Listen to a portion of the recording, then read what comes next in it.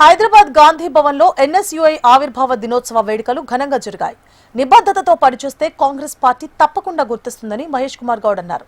జీవన్ రెడ్డికి కాంగ్రెస్ పార్టీ 14 సార్లు బీఫామ్ ఇచ్చిందని గుర్తు చేశారు. రేవంత్ పోవాలి, మార్పు రావాలి అనడానికి జీవన్ రెడ్డి ఎవరు అని టీపీసీసీ చీఫ్ ప్రశ్నించారు. కాంగ్రెస్ పార్టీలో హైకమాండ్ నిర్ణయమే తుది నిర్ణయమని స్పష్టం చేశారు.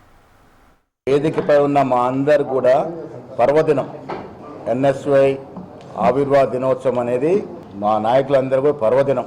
మేమంతా కూడా ఎన్ఎస్యుఐ అనే విద్యార్థి సంస్థ కాంగ్రెస్ స్టూడెంట్ వింగ్లో మొక్కలుగా పుట్టి పెరిగినటువంటి నాయకులం. ఇవాళ ఇంత పెద్ద హోదాకు వచ్చాము అంటే థ్యాంక్స్ టు ఎన్ఎస్యుఐ ఆర్గనైజేషన్.